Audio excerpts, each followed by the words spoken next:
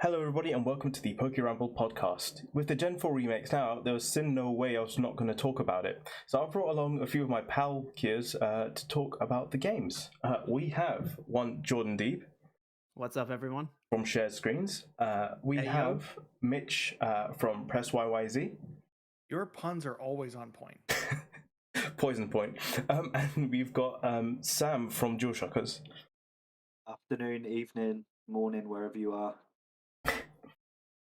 So yeah, we're all big Pokemon fanatics, and I think we've all had the chance to play through these games quite extensively. And I thought, why not get together and just have a little conversation about the games?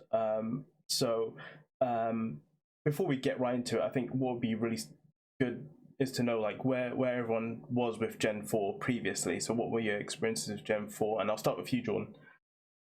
Yeah, so for me, Gen 4 was not my first forte into Pokemon, but it was like the first time I think I really started to understand the nuances of the game. And it was like the first gen that I truly lost myself in. Like I remember doing Pearl and then Platinum, not caring that I had to start over, which is usually something that I'm not a fan of in games. And then even post game, just finding fun by just finding Pokemon that I had just caught because I thought they looked cool in my boxes and being like, I'm just going to train you up. So I really was able to put in a bunch of hours into both of those games. So Gen 4 holds a very, very special place in my heart. Would you say it's like one of your favorites, or does that go to another game? Honestly, yeah, I'd say probably it is my favorite gen just because of the memories I have attached to it, not necessarily thinking that the generation is the best, but I think each gen has its really big list of pros and cons. Fair. Mitch, how about you? So for me, Gen 4 is high school. Gen 4 is hanging out with friends at lunch and trading and playing the underground and secret bases and all of that fun stuff. It was the first time I really kind of explored what it meant to train Pokemon competitively. And I got to the point where I understood effort values. Yeah. Individual values, IVs, not so much. Yeah. That was a Gen 5 problem for Mitch. But no, this is where kind of I started to feel like it was okay becoming an adult and still caring about this stuff. Because Gen 3 for me was a bit of I'm getting a little old for this stuff. But Gen 4 kind of solidified this as one of my favorite gaming franchises out there and really does hold a special place for me. It's definitely top 3. Awesome. And finally, Sam, how about you? Yeah, I think mine and Mitch's stories sound very similar. I was in high school. It was a case of like take your DS to school and battle and trade and underground and then go home after school and go around someone's and do the same thing. So yeah, I wouldn't probably rank it as a top 3 for me personally, but I do have some very good memories with kind of the originals. That's awesome. I come out at the same place as most of you, where obviously I was in high school at that point, but I didn't take it to school with me. I was more like play in bed, hide it under the covers, so my parents don't know I'm still awake and stuff. But yeah, those games are very special to me. Not my favorite in the series, but still very, very special. But yeah, I guess the first place we should probably pick up on is the art style, really, because I know going into the game there was a lot of, well, it was like 50-50 between people who liked it and people who didn't like it. So I just wanted to know everyone's opinions on what they thought the art style looked like when they got into it. Jordan, if you want to pick that up. Yeah, I think I might have been one of the most vocal people about my opinion on the art style. Yeah. And I've kind of just come to accept it. Just because it's not for me, it doesn't necessarily mean it's bad. My complaints that I have aren't just, oh, I dislike it. I do think that there are legitimate steps with the art style that have given some issue to the game. Like just the two that come to mind is the facial dynamics are not enough to make these characters seem threatening in cutscenes, especially because their bodies have the proportions they do. Sorry. Like, no, you're good. You didn't enjoy Chibi Cyrus threatening to destroy the entire world? Looking No, like because I just wanted to pick him up and pat him on the head. And like the only other comparison I can make is like the Lego games. I'm never gonna think a Lego minifigure is intimidating, but they've animated those faces enough that I can accept that that's what it is. Like, oh, this character really is angry, even if it's a cutesy looking angry. Whereas these just felt like they had 3 to 4 pre-rendered expressions, and it would just go through them like a slideshow. Hmm. And then just one last thing Yeah, is go for it.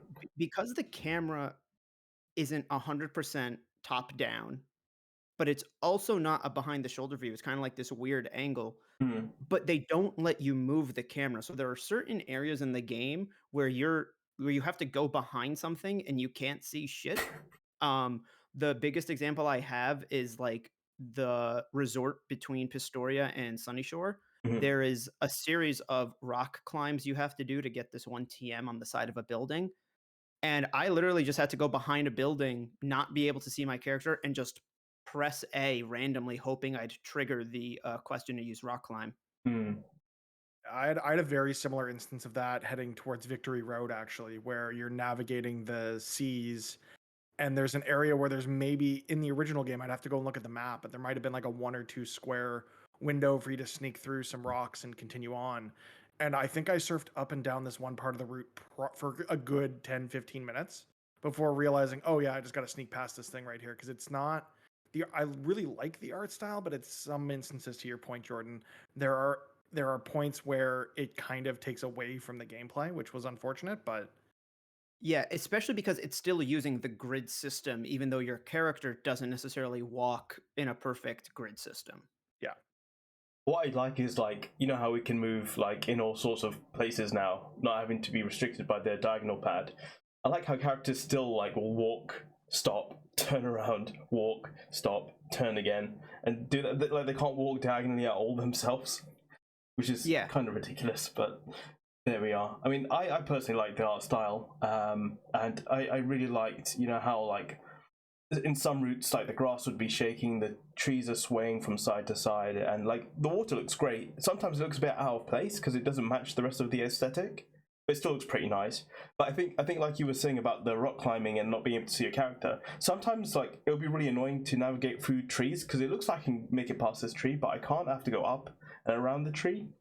So sometimes, yeah, it does. The grid system and the way you can move doesn't really match up totally.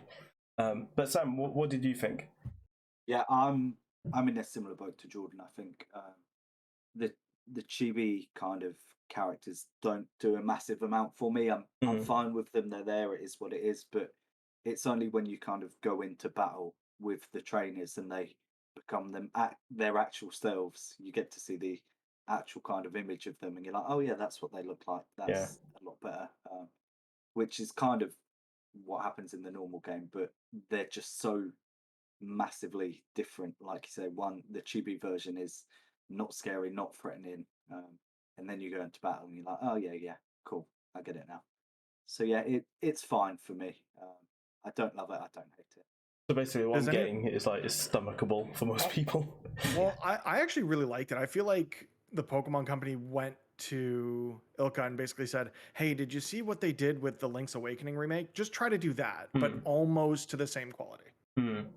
Yeah. Going for a similar sort of like fuzzy, approachable, and more of a return to form in terms of like the overworld mechanics to what we had in previous games. And I think the best review I've seen of this game was actually my sister's, where she said, I really liked Sword and Shield. They were fun. They did a lot of things that were different, and she had a good time going through those. But this felt the way old Pokemon felt, but with a new kind of glossy sheen to it. And it was more nostalgia fuel than going into something like Sword and Shield, which I think was kind of the market they were trying to target with these games. So I totally get why they made the decisions they did.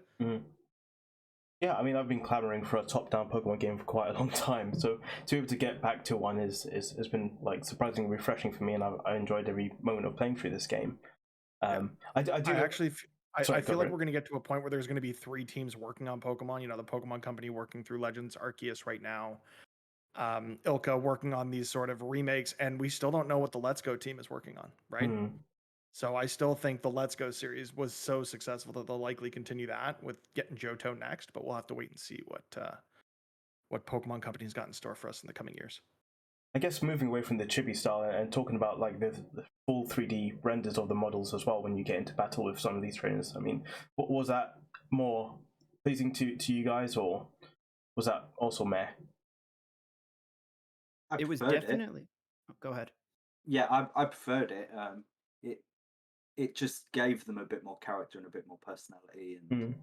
you could really kind of figure out who they were. It's not a huge deal, but I just preferred those models to the chibi ones. I think one of the things that really stood out to me is when you do get into a battle with them. I think one of the biggest things for me is seeing a trainer fight alongside their Pokemon. It just does something for me. It gives that extra 10%, makes me feel like I'm really battling against another person rather than just a Pokemon. And I guess I'm blanking out on his name. Is it Byron? Oh, Yep. yeah, Byron. Yeah, I mean, fighting against him and then seeing like him, like his model, like swaying from side to side with the sandstorm. That was like really neat for me. I thought it looked really good and made things look more lifelike to me. And I think in that instance, I think having 3D models in this game was really good. But yeah, Yeah. Sorry, go ahead, Jordan. For me, the battles being in like the almost what you would have expected the art style to be if you had just heard that they were making a remake and didn't see it was a big saving grace. Yeah. And I do think that it helped with a good chunk of immersion. But it was also almost like a tease as to what could have been. Yeah. But the scaling's pretty good. The models look fine. The only complaint I can personally think of is I think each Pokemon only gets to one fighting like animation. Or Yeah. not each Pokemon, but certain of them do. Because like my Electivire, okay, so 3 of his moves are punching moves. Okay, fine. He does the punching animation. But then he also does that when he uses Earthquake, which makes no sense. Like you'll just see his model punch and then the Earthquake animation will happen in the ground. I mean, we've had that issue with Pokemon models in the past where physical and special moves have had different animations for different Pokemon, and they've kind of shared those animations. So it's not like it's unprecedented to see that in a Pokemon game, but I agree that some of those animations could be a little more specific to types of moves, for sure. Yeah. I think for me, with the dichotomy between the chibi style and the in-battle art style, this is kind of the first instance where we've gotten a Pokemon remake in the post, I want to say the post, 3D. Sun and Moon, Sword and Shield world where things are a little more open, a little less grid based. And I think we're going to see more things like this because I know we did get Let's Go, but that was, again, it was more of a chibi art style. It was closer in gameplay to the original games than it was to something like what we got with Sword and Shield, or even looking back at Sun and Moon, Ultra Sun and Ultra Moon. I think there's going to be a bit of this kind of two-toned approach to these remakes until they catch up with modern game design, if that makes sense. I think people will have the same issues with Gen 5 and even Gen 6 when we eventually get to those remakes, of unless they get to basically rebuilding everything from scratch, which for these wanting them to be faithful remakes, it made more sense to have one art style for the overworld and one art style for the battles, because it meant less honestly less duplicated effort from previous Pokemon titles.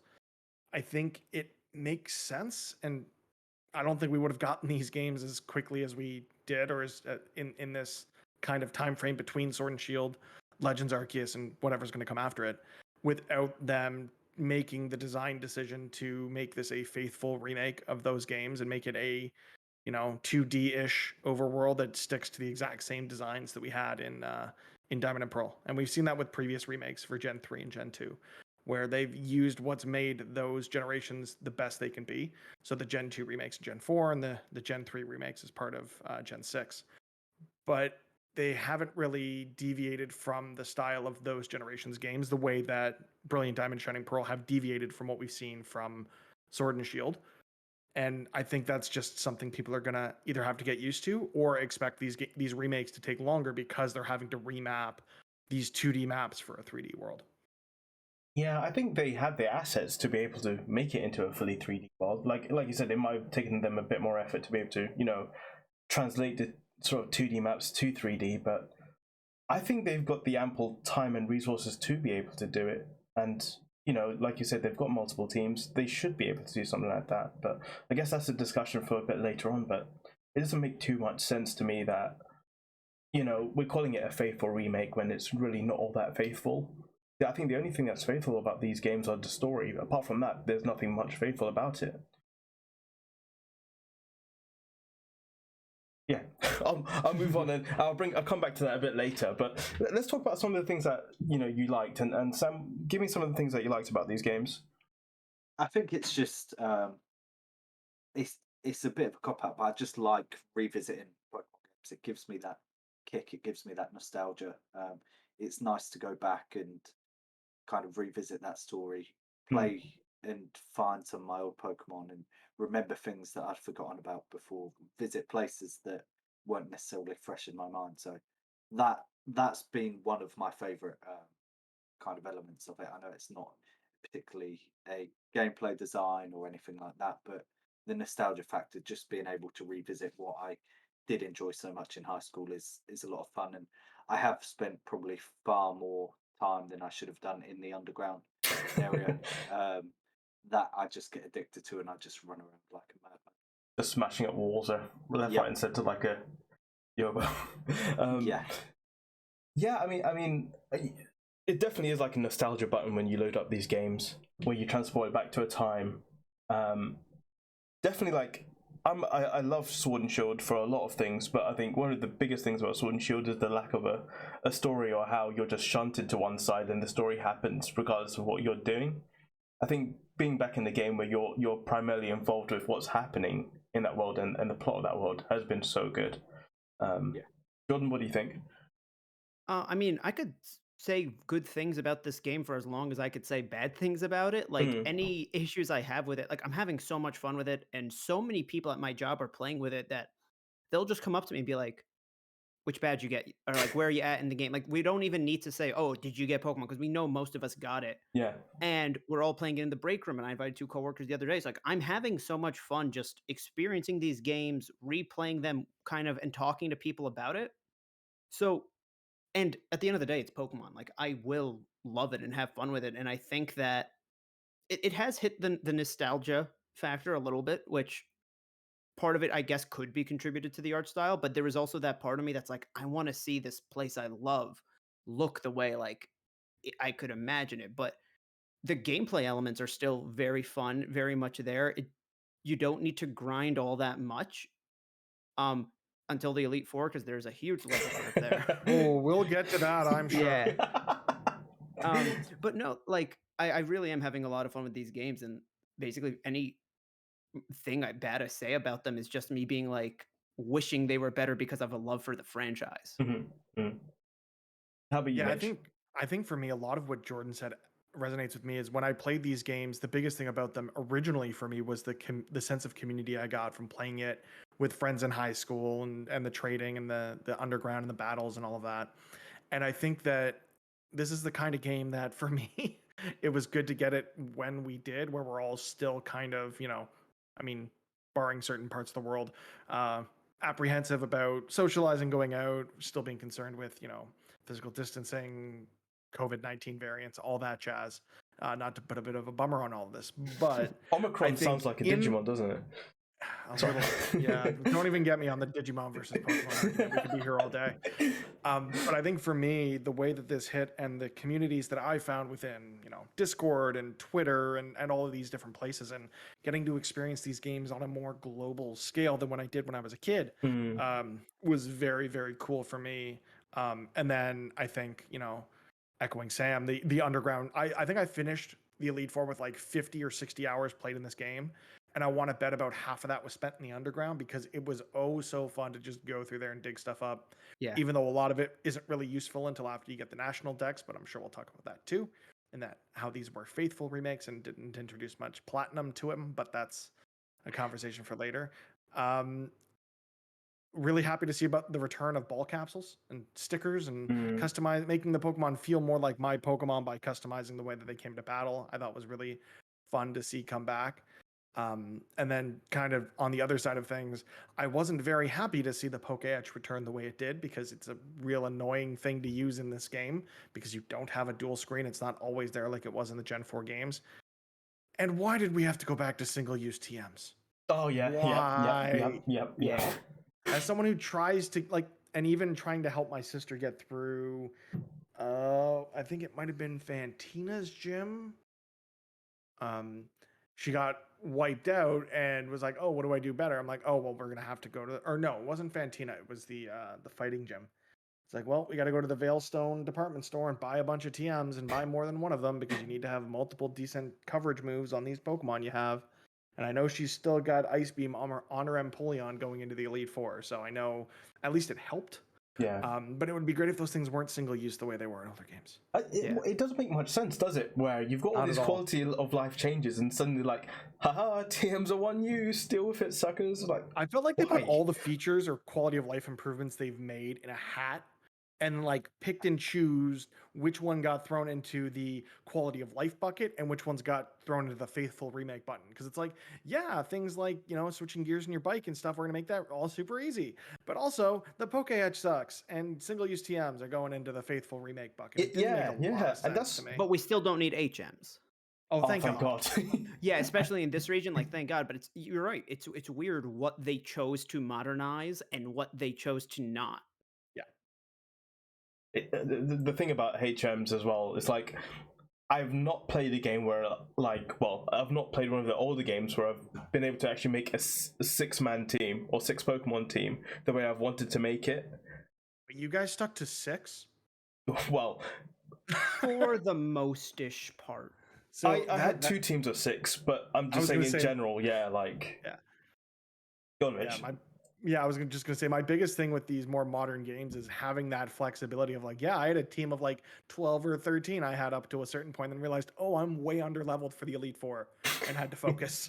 But that's one way I make these games more difficult for myself because we haven't had a difficulty mode since Pokemon Black 2 and White 2, and I want that back really bad. But it's one way that I make the games more challenging for myself is just forcing myself to grind a little bit by wanting to have more Mon that I use regularly and not just show up to the Elite Four with Starter, Staraptor, Floatzel, Luxray.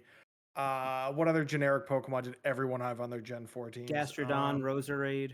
Gastrodon, Roserade, Lucario, if you went to the Iron Island and got that egg before the Elite Four. Yeah.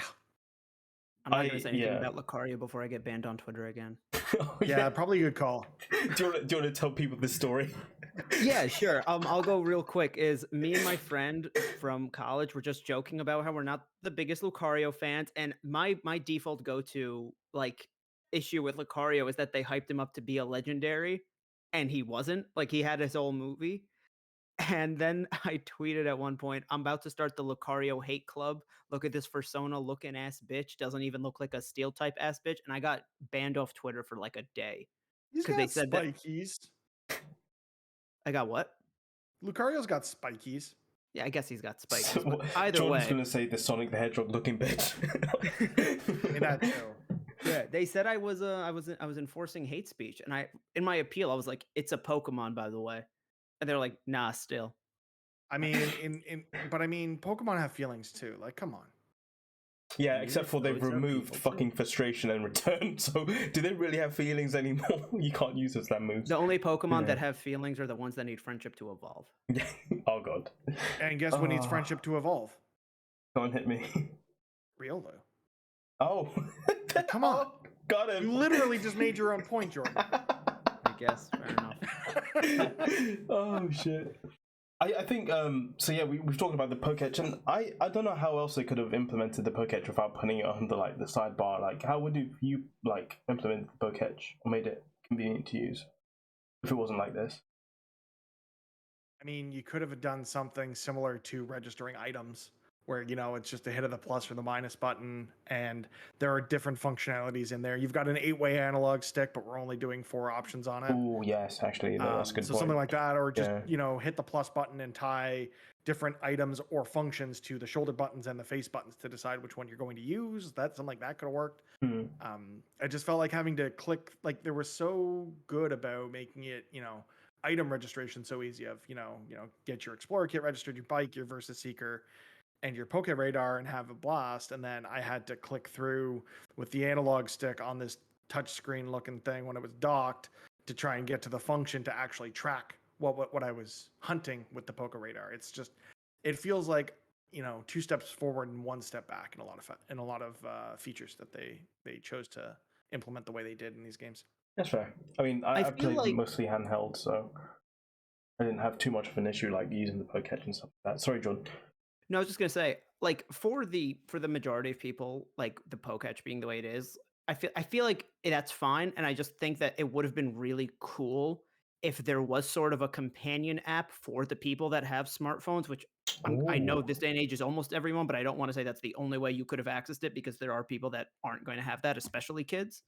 But if there was some sort of a companion app to go along with it, I think that would have helped out a whole bunch. you remember Nintendo and the Pokemon Company are about 15 years behind on technology. So I was gonna say the only way you can use Wonder Trade at this point is to do it in a friggin' mobile app. So That doesn't even have connectivity into this game, and they were made not by the same not developers. yet, not yet. yeah, I that's a think weird thing, isn't it? I kind of get it. Like, focus development resources on getting the game out the door and then shift focus back to your other product and build that integration. But also it, forces people to use the Pokemon that are native to that region as opposed to saying, yeah, I bred a team of 6, shiny Bidoofs in Sword and Shield and I want to run through the game with 6 shiny Bidoofs because you're a weirdo. You mean a king? You heard what I said. I mean, look, we haven't got Pokemon Home integration yet, so I fail to see why Wonder Trade wasn't open from the very beginning. I mean, there's the global Wonder Trade Center, I think they've called it now, or whatever, but it's not open. Yeah, they just block you every time you try to walk to that part. Yeah, I don't know why they've left it. I mean, maybe Mitch is right in thinking that we might get that once Home's opened up, but still feels a bit weird. Yeah, either when Home opens up or just, as part of a version 2 update, because I feel like this is the first time in a long time that we've gotten like a significant number of patches in a Pokemon game. Jesus Christ, this is the most glitchy Pokemon game that's ever existed. Oh, Christ. yeah. Well, I wouldn't say the most glitchy. We all remember Missing No and the Mew glitches we had back in Gen 1. But yeah, there was I think it was probably a bit of a time. Well, yeah, I think some of this is probably a time crunch. The fact these games are already coming out as close as they are to Legends Arceus is one thing. Oh, but yeah. You don't really like. If the roadmap includes, let's say, Let's Go Johto for next year, and then something else from this team the year following, whether it be a mobile companion app or maybe another, Pokemon Unite situation of pick a genre and build a game in a different genre with Pokemon on it, and then get back to whatever Gen 9 is going to be. I've heard rumors Gen 9's as early as next year. Can you believe that? I mean, unless it's the Let's Go team working on Gen 9, yeah, there's no way. Yeah, I can't believe it myself, but look, the Pokemon Company for me, I don't. Every time I try to predict what they're doing, I end up failing in one way or the other. I never would have predicted a Gen 4 Monster Hunter clone taking place in like the Renaissance ages of Pokemon. But I cannot wait. That game comes out like 2 days before my birthday, and I am taking that day off and I'm playing through that thing all weekend. It's a little over a month away. Yeah, it's insane. It's actually insane. Yeah, it's insane when you think about it. And we're still doing spoiler cast type content for these games. Yeah.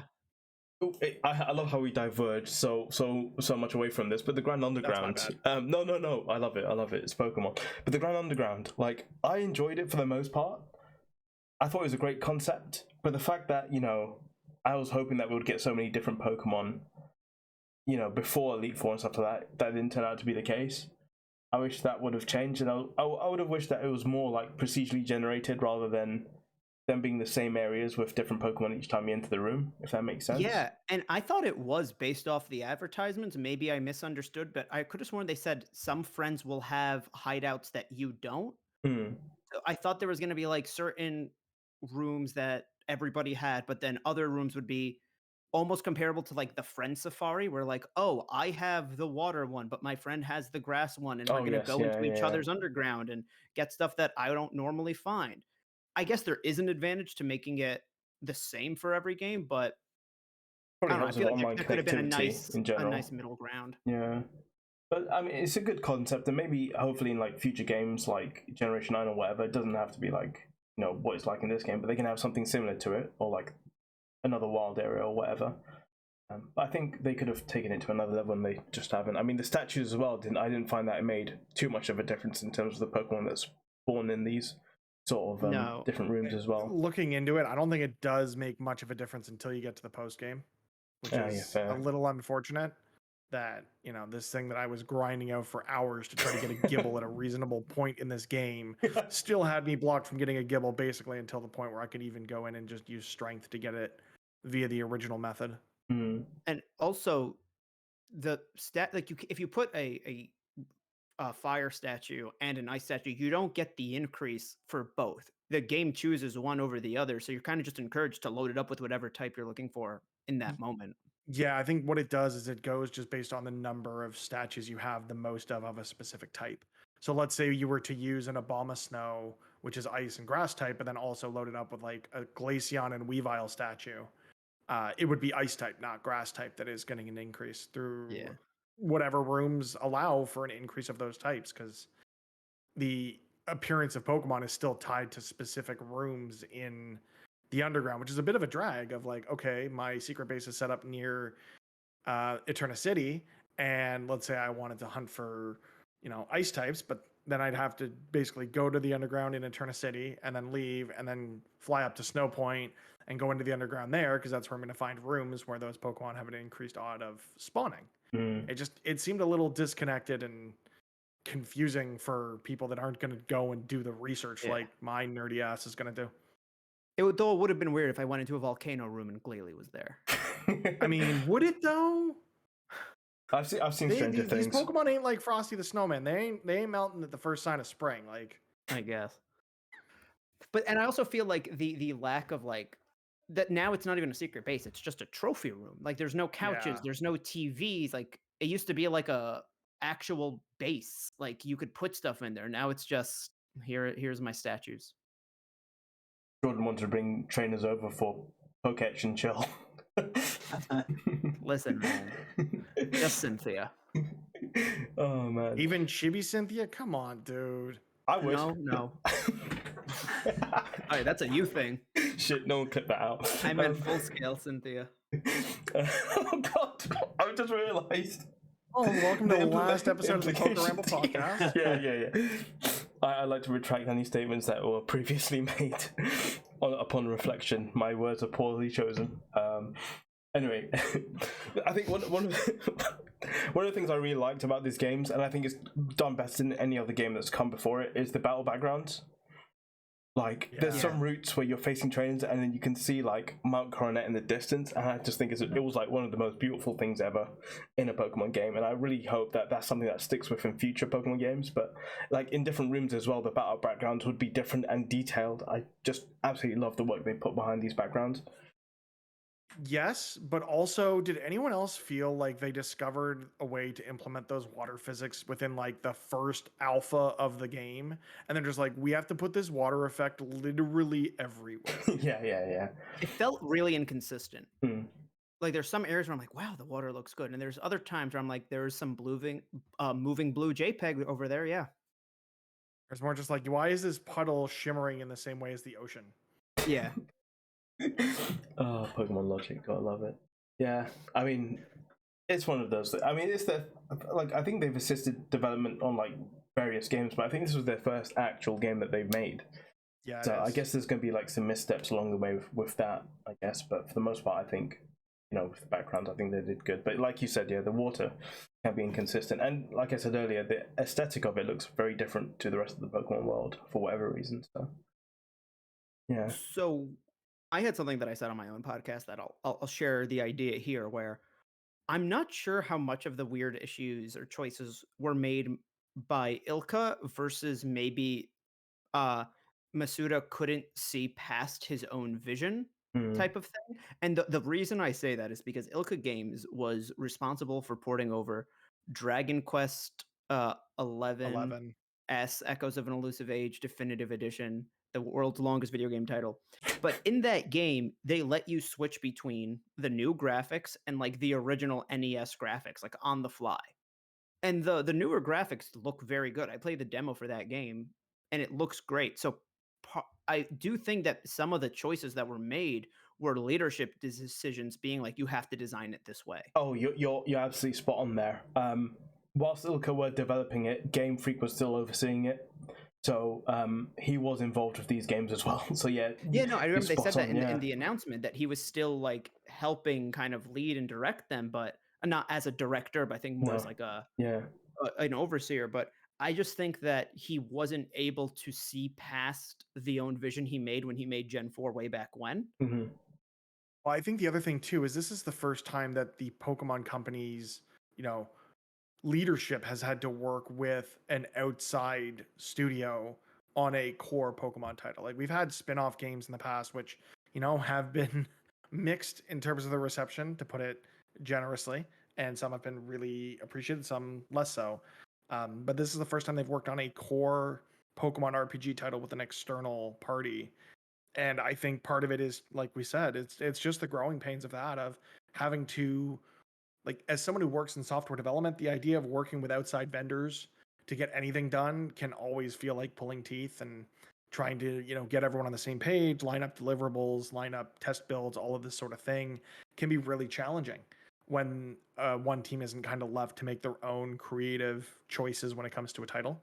And I hope there was enough here from ILCA that the Pokemon Company will feel more comfortable with giving them more work in the future, because I do feel like there's a really good foundation here that can be applied to, let's say, Gen 5, 6, and so on remakes, if they were to go the route of, have the remake team, have the Let's Go team, and have the core team, which is the one working on Legends Arceus right now. I just think that there needs to be a little less management.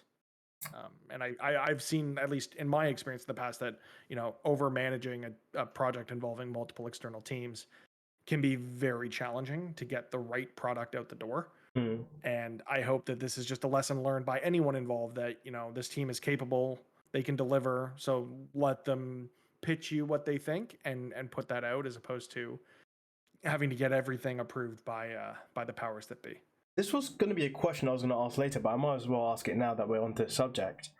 But do we want remakes like this, or do we want remakes like the ones we got with Heart Gold, Soul Silver, Fire Red, Leaf Green, Oras, those kind of remakes? Like, how would you want to manage that? Like, would you rather have this, or would you rather have that? I'm of the camp that I wish that I would rather the remakes be more like the first 3 remakes we got that you just listed. Mm. And part of me is mad that they decided to get experimental with this, because they kind of now broke that pattern. Mm. And I know the Pokemon Company is kind of famous for just randomly breaking patterns, like doing sequels instead of Pokemon Gray, just not even doing a definitive edition for X and Y. So there really is no predicting what they'll do. But in my own opinion, remakes are made to modernize and improve the game from the originals. Heart Gold and Soul Silver look just like um, Diamond and Pearl, arguably ran better because those games ran very slow on that DS engine. Fire Red and Leaf Green, I would say, are the best way to play through Kanto, because Red, Blue, and Yellow are just like, they're great, they're nostalgic, but the code is a mess in some points. And then Oras implemented the modern mechanics of, at the time, there was Mega Evolution, there was the looking at Hoenn kind of from the updated graphics that the 3DS could provide at the time. Yeah, sorry. And other quality of life things, which, like we said with this game, are half and half, depending on what they wanted to include and what they didn't.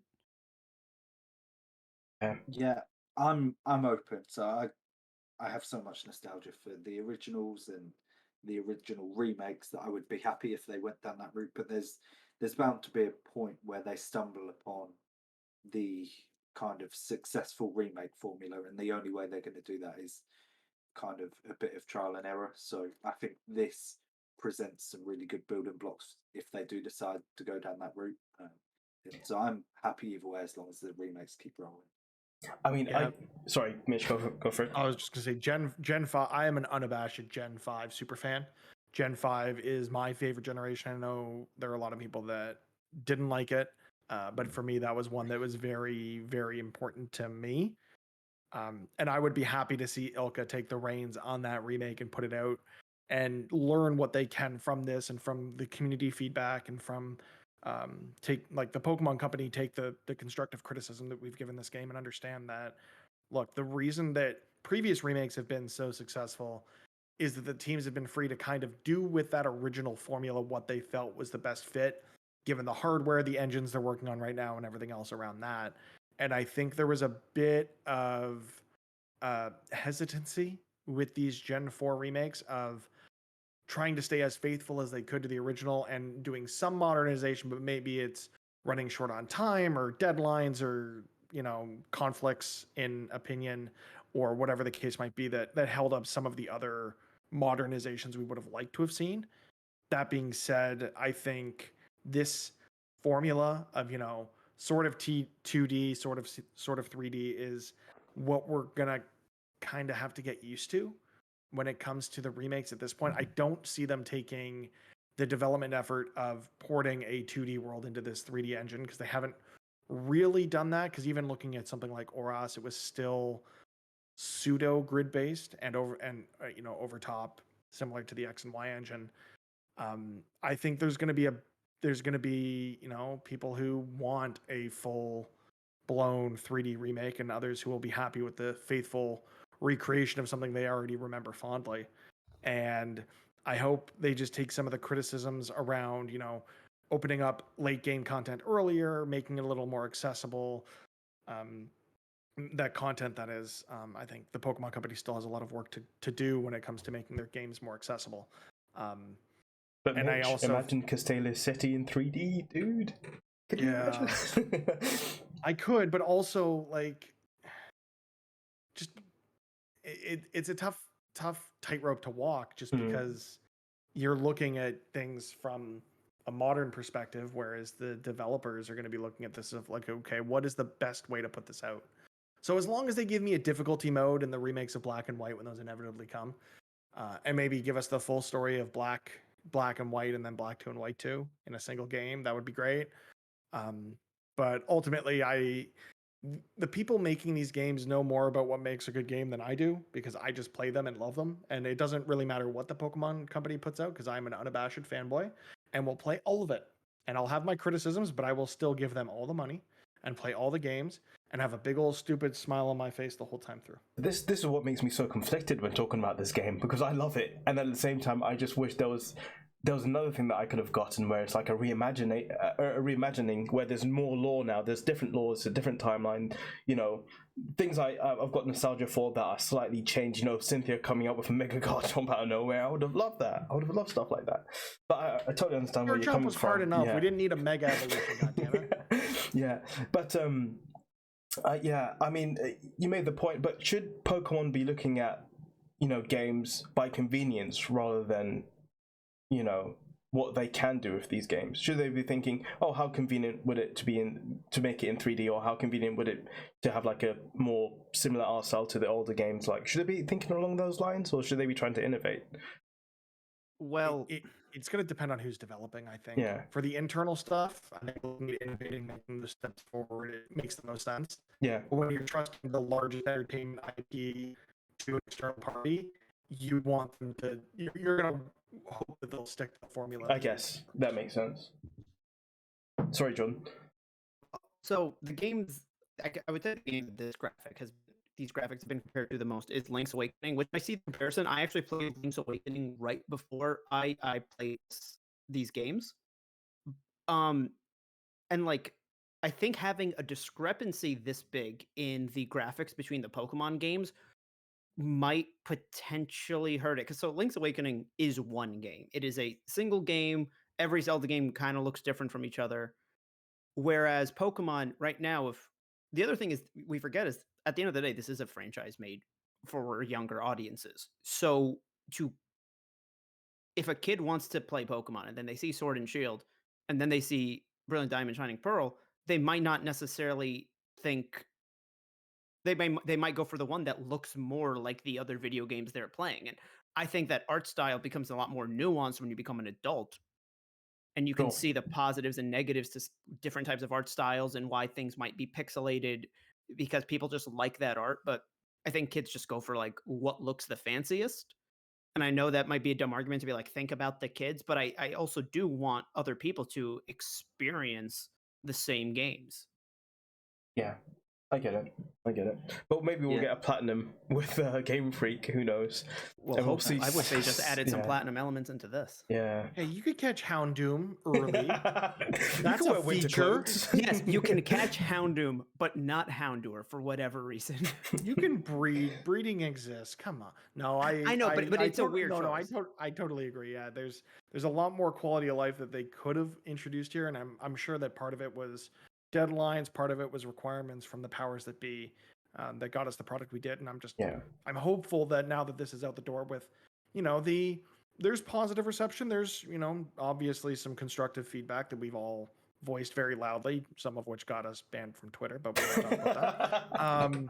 And I hope that damn it. I hope they take whatever feedback they've gotten from the community at large and really take that to heart and figure out what the best approach is to whatever the next, revisiting is, whether that be Let's Go Johto, whether that be,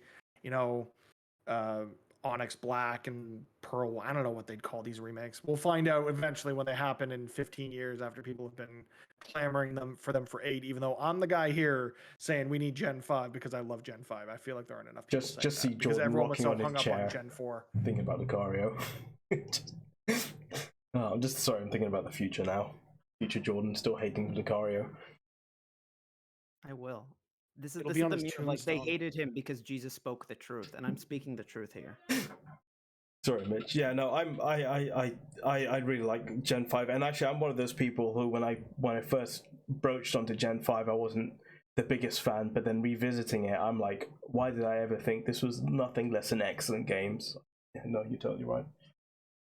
I with this game, like I said, I wouldn't mind getting a 3D remake or getting a top-down Pokemon game again. I think the biggest thing for me is just getting a game that is reimagined a little bit, where there's things changed or things added and some mechanics brought in. Like I said, Mega Evolution, I really love that mechanic, but I just don't want a rehash of it. Even though I enjoyed playing through Diamond and Pearl, and now I can replay these games without having to bring out my DS and having to worry about going back to the Pokemon Center to pick up a Pokemon and stuff like that. Yeah, honestly, this is the best like people are like, oh no, go play Platinum. Platinum's the best way to play Gen 4, and they're wrong. I'm sorry. But with the modernizations we got here, this is the best, most convenient way to play Gen 4. If you want to go spend $150 on a copy of Platinum at your local game and hobby shop, feel free, but I'm just going to play these with a smile on my face. I guess the biggest thing is, like, I just wish they had brought some like of the post-game content from Platinum into this game, and it's a shame losing characters like Looker from Platinum in these games, but yeah, I want them to continue exploring that plot thread that we've had dangling for 15 years at this point. Yeah. See, for me with the Platinum stuff, I wish that, and the first part I'm going to say, this could still happen, but the same way we got the Delta episode in ORAS, which kind of incorporated the big changes from Emerald in the story, including Rayquaza and including Deoxys. I feel like they could do that, do some type of an episode that includes Giratina and Arceus and all that stuff. The biggest thing with Platinum is they did like this weird half step between the Diamond and Pearl decks and the Platinum decks. And I just wish they would have went all out on the Platinum decks, because then we would have had better gym leader teams. Like Volkner has half his team not being electric types. That makes no fucking sense. Why did they do that? Fucking Octillery, for whatever reason. And people are going to say, oh no, but these are faithful remakes. No, motherfucker, these people have items now. Their abilities are different. There's no reason why you couldn't have just changed their Pokemon as well and it still be called Brilliant Diamond Shining Pearl. Like, what the fuck? Honestly, like I could see us, like, to Jordan's point, give us a Platinum episode in like July. Give some room to breathe on this game. Have Legends Arceus come out, let people play through that single player adventure. There's already hints, not necessarily hints, but there's text in the game that kind of implies more story. We need the events for the game Shaman listing and page stuff itself says something about paid DLC, even though nothing's been announced. So I'd say anything's still on the table. I could still see them coming back to this and adding more to it, unless Ilka's just going to go back to working on Pokemon Home, which we are missing. I'd rather see them put more effort, put more work into this, because I think there's a lot more to explore here, rather than just having to glitch your way to Shaman. I think you're spot on. People are gonna find a way to break the damn game again, Jordan. Like, Did anybody use any of the glitches that were No. out during the first patch? I didn't bother. I did not. But I will say it was kind of an interesting choice for them to say, "Oh yeah, you had save data from Let's Go or from Sword and Shield on your Switch. Here are some legendary Pokemon." Oh man, I was so happy, and I'll tell you why. It's because Jirachi is one of my favorite Pokemon, and so to finally be able to use it from the beginning of a game in my team, I was out of the over the moon, out of the moon, over the moon. Sorry, I'm thinking about Final Fantasy. Yeah. So was half the internet. The other half's thinking about Fortnite. Yeah, I guess another addition they made into these games is like rematches with gym leaders. I think we had that in Platinum, but in this game, you know, we didn't have it in Diamond and Pearl, and now they've got 6 Pokemon, and they're actually pretty good teams. Like, I mean, that's one of the best additions I can think that they've They made have to like this game. competitive teams. Yes, yeah. Which has been great to see, and like Blissey doesn't take 15 years to kill now, which is also another great I addition. cannot wait to go and play those because I finished the game and then I started shiny hunting and I'm like, I just want my shiny Larvitar and then I can get back to training some competitive mon. Yeah. I haven't breached the battle tower just yet because I'm in the same position as you, Mitch, where I wanna try get my hidden ability Pokemon like a multi-scale Dragonite, and then go up there and say hello to Palmer. But yeah, I just want to wait until we get that Pokemon Home support because I want to be able to trade over my Japanese 6 perfect IV Ditto for breeding as opposed to having to do it the long way like I did way back in Gen 4 and 5. Here's a little tip for you guys if you are looking for like a Japanese Ditto, not like 6 IV or something like that, but there's like people on Twitter, like Japanese people on Twitter who want foreign Dittos. So if you just like go and Google Translate, copy and paste Ditto, you can actually interact with something. I managed to get 2 for myself, two Dittos. So yeah, if you're looking for a foreign Ditto, that's a good way of doing it. What else was there in the games that have changed? Did you guys ever see like a weird blur? I mean, it was more like sort of like obvious to me in the beginning of the game, but sometimes there'd be like a weird blur on the top half of the screen in these games. I just want to know if it was just a me problem, or like kind of like the depth of field blur. Yeah. I saw that a few times, like coming down Cycling Road and anywhere else, like going up Mount Coronet for sure.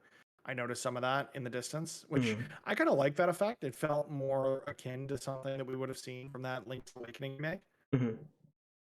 I don't know. I couldn't get used to it, but then like when I was like in the middle of the game, I never noticed it again until I went back to those earlier routes. So I was just wondering if that was a me thing, or if everyone else. I didn't notice that type of blur, but like when a battle starts and then the background isn't fully in frame, it sometimes looked like there was an issue with my Switch screen.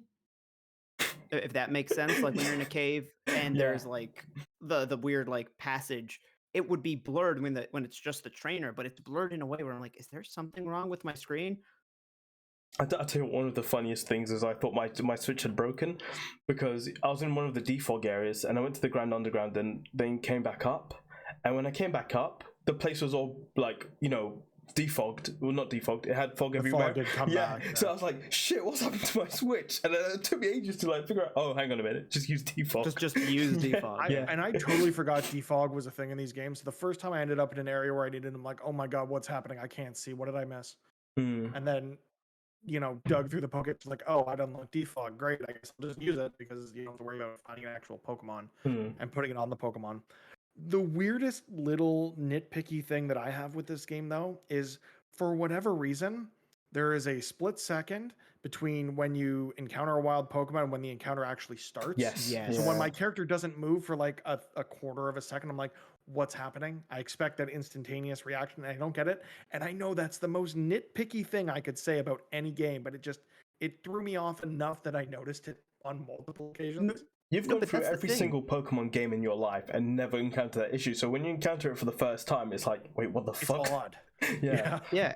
And I think that's just one sign of other performance issues, in my personal opinion, because there's that when you're encountering a wild Pokemon. When you encounter a trainer, sometimes when they approach you, the camera will get closer. So for lack of a better word, it almost looks like a cutscene.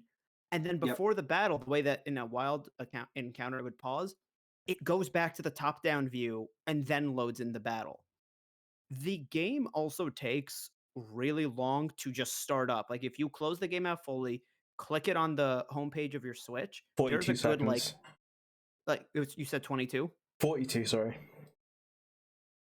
Yeah, it's like Yeah, it's like- upwards of a minute. Yeah. Yeah, see, I had a friend be like, "No, it's not even close to 30 seconds." Like, maybe not all the times, but and it's not even that, oh, the whole animation takes that long. I'm talking just to even get to the start of the Just copyright, the black like, screen. years.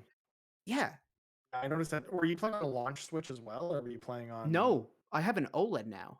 OLED now? Oh, look Yeah, at this I fancy mean they haven't bastard. really changed the hardware, so I wouldn't expect that to make a difference. But Fair, but it's yeah, it also was not a a little launch odd. one. Yeah, I'm still fully expecting, even though the OLED came out this year, that they're going to announce the Switch Pro or the Switch Plus whenever they decide to re-reveal the Legend of new Zelda Breath of Switch the Wild XL. sequel. Yeah, it'll just be the new Switch, knowing Nintendo. But Yeah. I do fully expect that to still come, which is why I didn't pick up the OLED. But I can imagine that making a game like this a little more performant, because we noticed that as well with the 3DS to the new 3DS of Pokemon was one of the first games I put in. It was like, oh, this is actually different. Yeah. No, I was in the same camp as the OLED, but I just sold my old Switch, so it's almost like I just paid for an upgrade. Yeah, which is no big deal. Yeah. My original Switch was on its last leg, so I use that as an excuse to just get the OLED. I'm praying for a Legends Arceus one. I'm praying for one because I really want that OLED Switch. But yeah, I'm still using my OG one, which is like I've had, because I play on handheld, I've had to have like a portable charger with me at all times just in case it runs out of battery. It's Yeah. been a fun I experience. play my Switch predominantly docked, which is why the OLED upgrade didn't really do anything for me. Oh, fair. And I know that once I do get whatever the new Switch ends up being, I won't sell this one because it is a launch Switch, and we all know what that means. What does it mean? Sorry. Oh, there's like there's an actual you can hack the system. Oh, I see. And there's no way for them to patch it out because it's a hardware hack. It's not a software hack.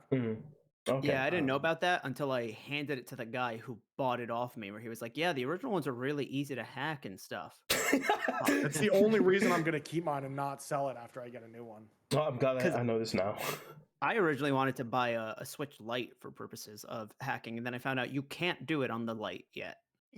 Well, I mean, they're going to work on soft hacks, but the OG Switch will go for like double on eBay and the like, just because of that, because people really want these things for hacking about. Yeah, I wish I knew that. Well, come to me next time and I'll warn you. I've got a couple of more bugbears with this game. I think one that we all probably can share is probably the Force X share, where I think middle of the game I was so over leveled to the point I chose a second team to run through those like fourth and fifth gyms. Like I said, I wasn't, because I was doing that the whole time. Like anytime I caught a Pokemon that I was like interested in using, like, yeah, I'm just gonna use it. But I do plan on starting a Nuzlocke just as soon as I can trade anything I care about over to someone else's game, because there's no way for me to put into Pokemon Home. But I'm excited to try that with these games, just because they're a little more. I mean, it's a little more reasonable with a game like this as opposed to a Sword and Shield to go through and do a Nuzlocke challenge. And I think the other thing I had a bear with is just they've updated move sets of Pokemon, but there's like missing moves now that were in the original that are no longer in this game. Like Aaron, by necessity, doesn't have heal order for some reason. That's been removed. Jump Kid from Binary, Return and Frustration, they're gone. Pursuit's gone. So like in competitive now, like ghosts and fucking psychic types are just all over the fucking place and you can't get rid of them. Yeah, just weird things like that. I don't know if anyone else has got something that was a bugbear to them in this game, or I don't know if it was part of the original games because that comes far back, but one of the things that bothered me is the lack of variety in the kind of opponent trainers Pokemon. There'd be areas where you'd run into someone who would have like 3 Geodudes, and then the next guy would have 3 Geodudes, and it's like, was there the Fisher with like 5 Magikarps? yeah, That's in every game. One of those guys had like 2 Magikarps and 2 Goldines. All right. But yeah, I would have liked to just go to some areas and face trainers with different Pokemon, but they all seem to, you go to one area and everybody has the same Pokemon, and it felt more obvious than maybe previous games. I mean, that's one of the reasons why I really enjoyed Black and White, is because they didn't, by design, they only included the Pokemon that were new to that dex in those games. So it did feel a little more fresh than something like Diamond and Pearl. I think that was one of the biggest complaints when these games, when they originally came out, was the limited decks or the limited number of new Pokemon and how a lot of things felt samey, and the fact there were only 2 native fire type Pokemon in the entire region, and one of them was a starter. And the other for was a someone who legendary. picked Turtwig this time around, I really wish I'd picked Chimchar. Yeah, I remember playing Diamond and Pearl for the first time ever with Turtwig, and I remember I had PTSD. Like, I'm never picking Turtwig again in a game. I Ever, love because of it. Turtwig though. I love that Pokemon's No, design, that's so I just- had to use it this time. Yeah, around. no, you're a braver man than me. That's all I'm saying. But no, to Sam's point, I mean, they easily could have like freshened up some of the trainer teams, but again, that's probably maybe like you were saying earlier, that's maybe a Masuda thing where he was like, nah, you're not touching those. Keep it faithful. Yeah. But like I said earlier, they have, you know, changed movesets of like some Pokemon, change abilities. They've held items, especially, and I think we'll talk about that when we talk about the Elite Four. But like gym leaders now having held items on their Pokemon made the battles a lot more fun for me. And like, I came into this game thinking like, oh, I've gone through dozens of Pokemon games now. I sort of understand everything. I've gone into like competitive now. Like these trainers are not going to be a problem for me. And like coming up against some gym leaders, like, oh, hang on a minute, I've got my work cut out for me here. So that's been a refreshing change. But I think before we get to all that kind of stuff, I think the biggest thing that we haven't spoken about yet is the soundtrack. Just I want to know everyone's opinion on what the soundtrack sounds like to them compared to like the original. If they like it, if they dislike it, what do they prefer? What do they not prefer? I'll start with you, Sam. Any preferences on soundtrack? It's not my favorite Pokemon soundtrack. Personally, I can't speak for kind of what it was like on the original Diamond and Pearl because I genuinely can't remember. But Not fair. for me, it's fine. It's good, solid Pokemon music, but it's not my favorite. Okay, Jordan, how about you, buddy? This soundtrack fucks. Like, I mean, it to me sounds very, very similar to the original music, just made, I think, with a little bit more of a modern way to put music into video Composition-wise, it games. is quite similar. Yeah. But since Cynthia's theme, I say, is like 90% the same for the most part, and then just like, I mean, the tracks that I that stick with me are the ones that I remember, like Jubilife's and then the road right before Sunny Shore. Like, those are kind of always the 2 themes that have always stuck with me, and they sound really good. I know that in the original like 1.0 patch of the game, there was just some placeholder music left in, so I'm really happy that the game patched that out day 1. Yeah. I mean, they didn't patch it out though. You know that, right? They didn't patch it out? No, there's an item you can get after you finish the game that unlocks the original DS soundtrack. But that's not what I'm talking about. There was just like recreation. Yeah. There was like version 1.0 music in the game, and you can find it on YouTube. I think Mixhali's got some of the soundtrack, but yes, It was it's very basically they weird. recreated Yeah. the DS music in Mighty. I'm not familiar with how that software is MIDI, yeah. pronounced. MIDI, yeah. But that is a really good addition, by the way, Mitch, that you brought up the fact that you can like switch between the 2 post game. Yeah, wait, no, where is that item? You have to. Do you know where? Sorry, go for it. It's in the Hotel Grand Lake area. Gotcha. You know, before you go over to Sunny Shore, there's like that hotel area. You were talking about it earlier with the terrible rock climb Yeah, with the area. terrible camera. Okay. Yeah, there's a guitarist you can talk to who'll give you the item. Bet. I still got to grab that to see what that sound is like because honestly, I'm with Jordan on this one. The soundtrack slaps. I think for me, the one that I always come back to as study music or work music or whatever you want to call it is Snow Point's theme. Oh, And yes. the Snow Point theme here is just it's next level good. It's just so ambient. It's so fitting to the region, and I felt like a lot of the songs here were fitting to the areas that they were in. So you know, some heavier stuff for when you were in Byron's gym or Rourke's gym. There was there's just a lot that really resonates here, and I still stand by the fact that the Pokemon series has better music than the Kingdom Hearts series. Oh, easally. Yeah. No, but It's also easier to understand the story. Yeah. If I was going to be a cynic and we're talking about Sword and Shield, it's because there's no fucking story. But no, I'm not going to go down that route. I'm not anti Kingdom Hearts, but Hopefully yeah. Gen 9 bullshit. takes that feedback for Sword and Shield. And, Yeah, you fingers know, amps it crossed. up to 11, gives us another story akin to Black and White. Oh, mate. That's Nothing's been the touched best that story level. in any Yeah. Pokemon game. Yeah, absolutely. I mean, I think I love the music in this game, but so as a general rule, I think any of the route music, any of the city music, I think perhaps for me, probably better than the original. I can say that confidently, I think. Especially like Route 216, like going towards Snowpoint City, that music is phenomenal, absolutely phenomenal. You got Route 228, which is like post game. The jazzy sounding one sounds like even more jazz now, which is amazing. Like going to the Pokemon League as well, fucking fantastic music. But for me, I think like when it comes to like trainer battles and wild encounter battles, it sounds great, but it doesn't have the same sort of impact. Slash, I think it might be because like the base of the music in these games are like a lot more drowned out compared to like their original sort of compositions. So for me, I've always felt something that was like missing in like trainer battles and stuff like that. I think the only sort of trainer battle that I think was improved from the original was the commander theme for like Team Galactic. But for me, I think it's a lot more flat compared to the original. Whilst when you go to like Oras and listen to those soundtracks, they sound different and they sound a lot more impactful compared to the originals. So that's probably just a me thing, I guess. But yeah, I like the music for the most part. I think that's fair. I think there's something to be said about these soundtracks, and I think it's. I think part of at least for me, I really like the trainer theme in this game, but also you hear it a lot. Yeah. A lot. Like walk 3 feet, go from the root theme back to the trainer theme. So I think there's maybe a chance to have multiple trainer themes so that the audio and the music doesn't start to feel as repetitive as it can be, especially in a game that can be as grindy as Pokemon. I know I will never forget the Victory Road thing because of how much time I had to spend in there to get ready for Cynthia. Did you have to grind a lot for Cynthia's battle?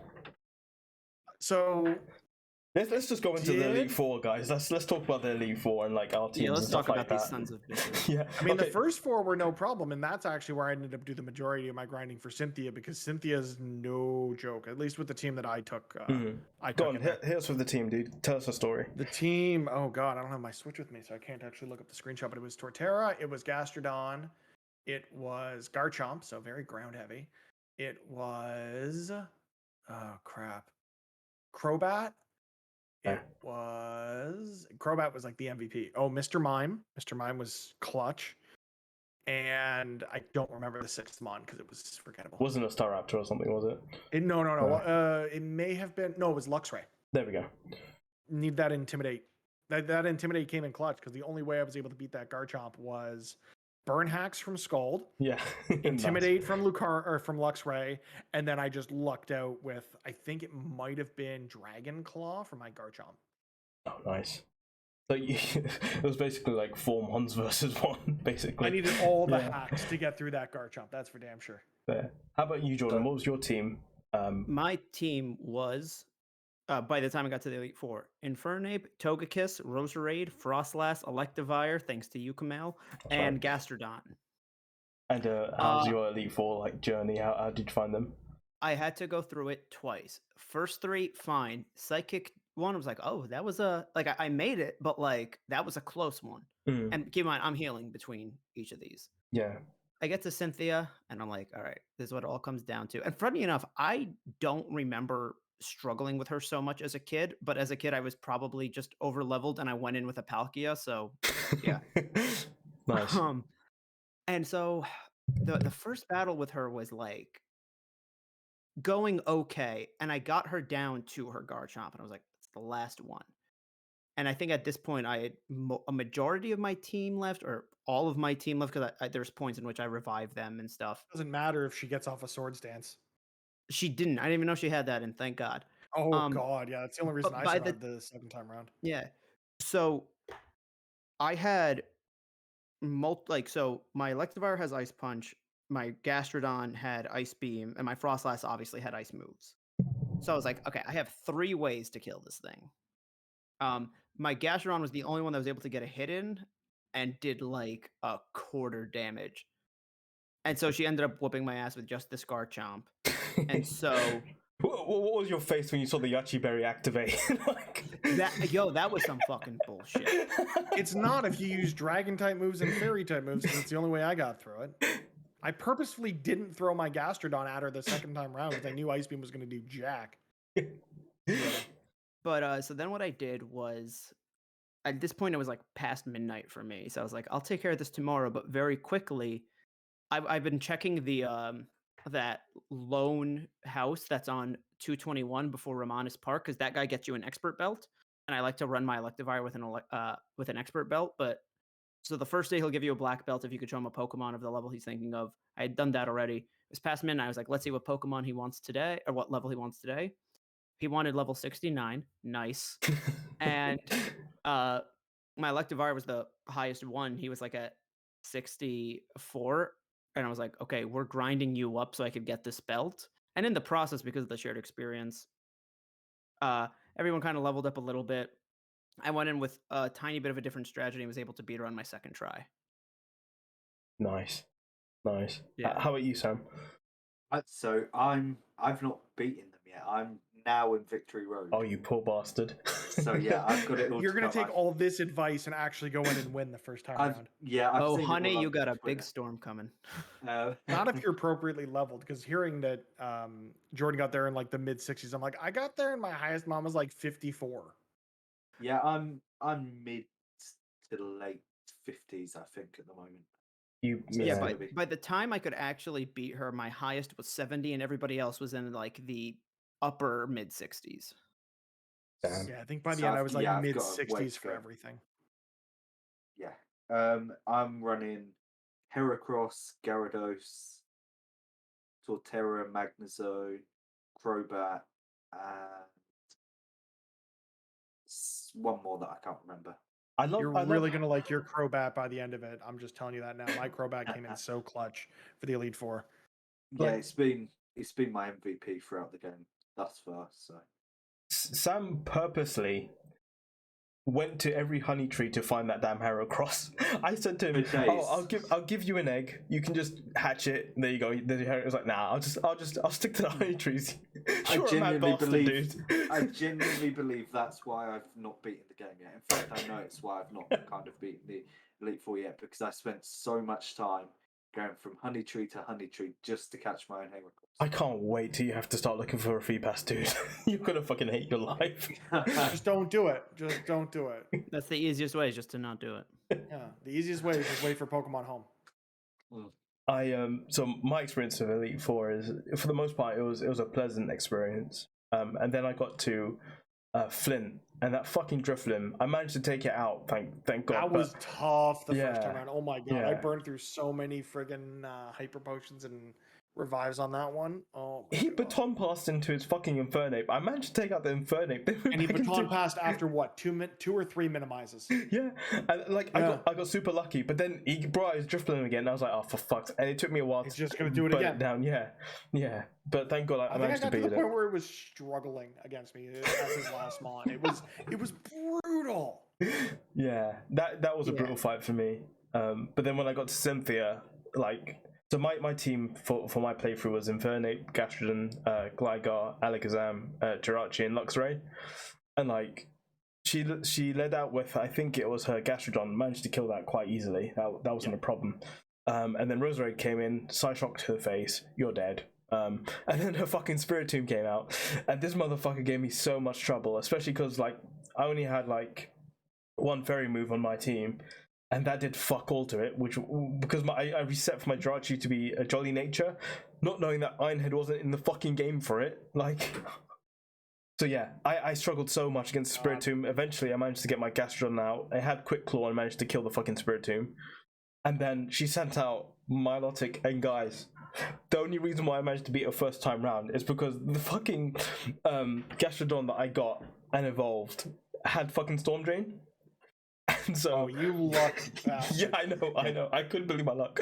So here's my sticky hold Gastrodon. So she kept scalding my Gastrodon, and then after she realized that it wasn't gonna do anything, she started like recovering and ice beaming because of the flame orb, and then mirror coating as well. So all I did was keep stalling her out of like mirror coats, keep stalling her out of like recovers, and then keep stalling her out of ice beams. And actually, this is the first Pokemon game where I've used them X items, you know, the X attack and stuff like that. Yeah. The only reason I beat that Drifloon is because I used an X accuracy. Oh, nice. It was the first time I've used those X items, and so like by the time like Cynthia had run out of mirror coats, ice beams, and scalds, recovers, sorry, she got me to +6. And then yeah, my Gastrodon quick clawed her Lucario, and then Ice Beam actually killed through the Yachi Berry. So like that Gastrodon now is going to be immortalized for me, and I'm going to take it everywhere. Like it fucking carried me throughout my playthrough. So shout out to Gastrodon. But those were some fun fights, and like I wasn't expecting Cynthia to be as difficult as I imagined her as a kid, but she's even more difficult in this game, which is amazing. Yeah, Items, dude. Items killed it. Yeah. No, but it's not just that. Like, this game has been getting data mined since before it even came out. But like, the elite, like, I get people are sometimes complaining that Pokemon's gotten too easy. I personally disagree with that because I think part of it is just you've gotten older and you know what works. Mm. Yeah. But the Elite Four have 30 30 IV, so like just shy of perfect. They'll have one stat with 252 EVs, and then the other kind of spread around everything. Are you shitting me? Are you serious? That's actually a thing. Yeah, no. And then Cynthia has perfect IVs and has the full 500 EVs that you're allowed, or 510, because I forgot the exact number, but the Elite Four don't have all of them, but they have one stat maxed out, and then whatever was left over spread around every other stat except the one type of attack that they don't use. And then they're holding like competitive items. Yeah. Plus, like you said, Driftbloom had Baton Pass, which is actually banned in Smogon. Like, I know that's not VGC. I mean, so is anything to do with accuracy. So Minimize would have been banned too, right? Yeah. But it does make for a challenging fight. But the level curve is so much because like the gym leaders aren't terribly difficult, and then on top of that, you can't go through a gameplay team with you can't go through a gameplay having a good competitive team because you're forced to fight certain Pokemon, which means your EV spread's not going to be the way you want. No, you don't unlock the good breeding stuff right away. So like nobody, let alone people who don't fully understand competitive Pokemon, is going to put in all this time to make a competitive team to go to the Elite Four, and then they're showing up with all this shit. Yeah. I mean, I you know what? Kudos to Ilgo, Game Freak, or whoever decided to do that, because that's probably one of the best changes they've made in that case. If they went through all that trouble, because it made the fight so much more enjoyable. The enhancements they made in the post game gym battles and Elite Four rematches. Yes, yeah. I can't wait to actually build up a team to go after those. But those are fine. Those are rematches, and like the fact that they're competitive is fun. It's kind of like the battle tree. Yeah. I think we can all agree that's probably one of the best things about these games. Then is the rematches, and the fact that these teams are actually putting up a fight against us. Because I remember like the Kalos Elite Four, and like the Kalos Elite Four's got probably one of my favorite Elite Four themes, battle themes ever. But you never get to the end of it because you kill them way faster than you expect to. But yeah, definitely in this game, it put up a fight. You said like gym leaders were a doddle, but I think the one gym leader I struggled against and thankfully managed to make it through was Maylene and her fucking Lucario that kept setting up on me. And I had to keep switching for that was the intimidates. one my sister struggled on. Yeah. I had to help her through that. Yeah. Actually, me and our Sal were sitting there like coaching her from the couch of like, hey, no, go grab these items, teach these moves, and kiss your ass goodbye, hopefully. Yeah. Sorry, Jordan, what were you saying? Yeah, like everybody I know at work was like, oh, the fighting gym leader fucked me up real bad. And I was like, oh no. And like then I went to it, and like I had a Staraptor at this point that no, so not Staraptor. I had a Starly that just had evolved into Staravia, but at one point I was gonna have a Staraptor on my team. Then Togekiss came along. But so I was perfectly fine in that gym. Yeah. I mean, even Staravia with Intimidate just nerfs that entire gym, right? Yeah. Yeah. The problem with me was like I kept switching back and forth between it. And it kept setting up, so it was like neglecting like any Intimidate I was giving it. So yeah, it was a bit frustrating for me, but yeah, I got through it. But yeah, the battles in these games were largely enjoyable. I think with it, quote unquote, being a faithful remake, it doesn't rank above the other remakes that have come before it. Simply because I would have liked to have like fights against post-game gym leaders with different Pokemon, like Cynthia having a Gen 7 or Gen 8 Pokemon would have been pretty cool to fight against and stuff like that. And being able to use different Pokemon from future generations would have been really nice in this game. But yeah, that's another reason why I think they didn't put home integration in, is I don't think they want anybody to know that you can't use newer Mon. And if that's something that doesn't change, that's really going to damper these remakes for me, because every other remake you've been able to use Mont that went past that original generation. Yeah. Yeah, but they already set the precedence with Sword and Shield of like, yeah, the Pokedex in this game is the Pokedex in this game, albeit, they added DLC down the road. But I don't think they're going to patch future gens into this game when Pokemon Home comes out. No. I think it'll just be what it is, and I'm honestly okay with it. It doesn't bother me one way or another.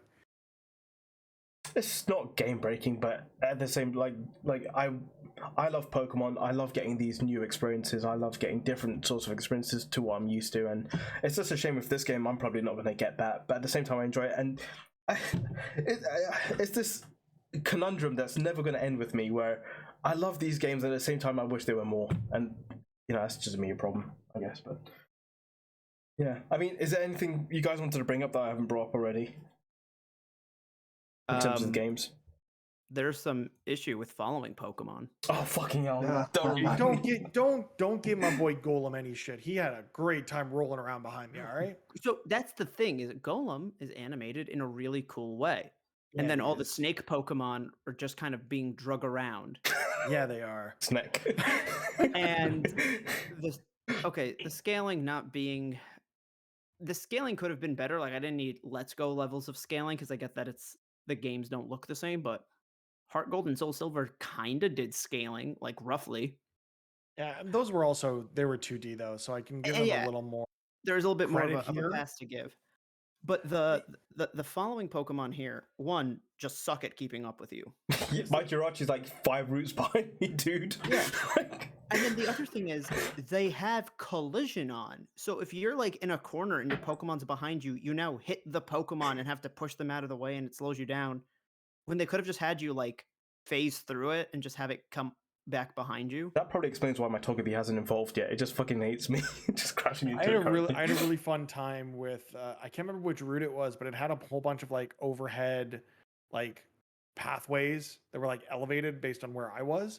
So I'd run through there with my I think it was a Gabite at the time, and I'd get far enough away so it would clip its way back to me and be really close to me, but it would spawn on the bridge and not next to me.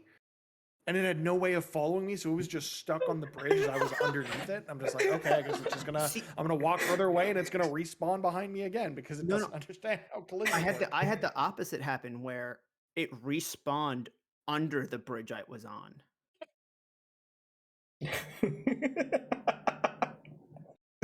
Oh god, I'm sorry. I shouldn't laugh, but it is funny. My Pokemon almost drowned, and you're laughing? Really? Pretty much, yeah. That's what you get for calling things personas. But like, following Pokemon, I think is like one of the Pokemon features that everybody loves and wants to just become a mainstay at this point. Especially now that they took the thing from Let's Go, where it's not just the first Pokemon in your party that's following you. You could have a different like opener for your team, but have a different Pokemon follow you. Yeah. And I think that adds I also a really kept good... forgetting that you could have Pokemon follow you. That's the other thing, is they're not allowed inside any building or cave. The water Pokemon don't follow you when you're surfing, which they do in the Sword and Shield DLC. Like there's just a lot of like shortcuts and things that they decided not to do with certain following Pokemon. Yeah. I don't know. It just bothers me. Yeah. It's weird. And then like Mini Dialga is Mini Dialga. It's odd. I will literally change this entire world. But first nap time, says Chibi Dialga. Yeah, exactly. I am the controller of space and time, but also I'm 2 foot tall. Fear me. Oh man. I don't know. I mean my overall thoughts of this game is an enjoyable Pokemon game. And that's all I have for it, really. It's an enjoyable Pokemon game, and I'll probably replay it again with Pearl next year. And I'll hope that one of these days we get like a 3D version of Sinnoh. That's not obviously set fucking years in the past, but yeah. Hey, maybe they'll be trying to give us that Pokemon MMO with all the regions, right? I'll take it. Dude, just make it happen already. Jordan, what's your overall thoughts for this game? My overall thoughts of this game is I think how my father feels about me, where it's like I love it, but I'm really heavily disappointed in it because I just want it to be better. Sorry. Oh, fair. Mitch, how about you, buddy? It's a Pokemon game. I went into it expecting a Pokemon game, and they delivered a Pokemon game. So I love it, and I can understand why people don't. And Sam, how about you? Yeah, I'm having a very good time with it. I knew I would. They could have done nothing to it, and I know I'd still have a good time with it. It's kind of whetted the appetite. It's got me back in the Pokemon world, ready for Arceus now. So yeah, it's fine. It's never going to be one of my favorite Pokemon games, but it's a Pokemon game. So yeah. I think you've prompted something that I was going to end this podcast with, but this has really got me in the mood for Legends Arceus now. Like I'm very much ready to play that game, and I can't wait for it. I mean, Jordan, how do you feel?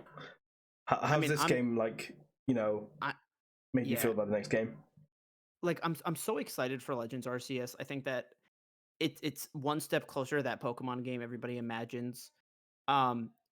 Thing is, it's like part of me wants to I've been playing ROM hacks the past few months, like just learning more about like ROM hacks and fan games, and part of me is like, don't play a new one because I don't want to like Pokemon myself out. Yeah. But like whether or not it's gotten me more, I would say like my excitement for Arceus is still the same. Yeah. Where I basically went, yep, this was basically just a HD remaster of the DS games, but Arceus is really gonna take things into a different direction, which is what I want. Cool. And Mitch, how about you, buddy? Just before that, just to go back to what Jordan was talking about with ROM hacks, this game being built in Unity and already being data mined, this game is going to be hacked out the butt, and we're going to see a lot of really interesting stuff over the next few years in this game, and I do expect the ROM hacking community to kind of embrace this because of how open and accessible it is. Yeah. I think someone's already started making changes to like the original Diamond and Pearl, and added stuff from this game to the original game. So I can't remember the name of it off the top of my head. I'll try to have a look for it because I bookmarked it somewhere. But yeah, I'll definitely send it over. But it's interesting to know that this game, as well as being gonna be turned into a ROM hack of some sort, and we might get that platinum that we all wanted. Well, I say we all wanted, but that would have been nice to have. We might get that platinum content that way. Who knows? Yeah, we shall see. But yeah, like I've said off the top, Legends Arceus is probably one of my most anticipated games of next year, and we're getting it a couple of days before my birthday, and I feel like it's coming out just in time for Pokemon Company to say, we're sorry, you're turning 30. Fair enough. No, well, thank you all for joining me. Sam, where can the good people find you? I'm Captain Woodsy on Twitter, and you can find all of my stuff and my team stuff over at Dualshockers. Thank you, buddy. And how about you, Jordan? You can find me over on Twitter, where I will not call Lucario a persona, at Jordan_Deeb. And then you can find the other channel I do at Shared Screens. If you find us on Twitter, our link tree is right there, and you'll be able to get access to every podcast service we're on and our YouTube channel. And you've also done a Pokemon review as well, which I'll link down below. Me and Austin from this team at Shared Screens also had on Tucker Hazel from Backlog Banter, and we talked about Brilliant Diamond Shining Pearl as well. So check that out if you want to hear their thoughts. Yeah, thanks for the invite, by the way. Yeah, and Mitch. Yeah, exactly. Mitch, here's the thing. Yeah. Neil had told me in advance that you were going to be on this, and I was like, I don't want to do the same podcast twice. Nah, I get it. I'm just giving you a hard time. Is Jordan still turned up, though? Exactly, yeah. No, I'm incredibly privileged, and thank you both. And Mitch, sorry, lastly, how about you? No, it's okay. You can find the links to almost everything at MitchGeorge.com. I'm on Twitter at MrMitchGeorge. And you can find the video game podcast I host on Twitter at PressYYZ, YouTube.com/PressYYZ, Twitch.tv/PressYYZ, and you can find the Disney Plus podcast I host, Disney Plus Us, on Twitter at D+Us, and on your podcast service of choice, of course. I've been incredibly privileged to have these three people on. Until next time, gotta catch them all. I've never ended it like that. Oh, I'm gonna leave this in, but instead of pressing the stop record button, I pressed disconnected from Discord. I'm like, where's it? Yeah, that was quick. I'm gonna keep this in now, so everyone's gonna see this blunder. But no, I'm gonna end it now.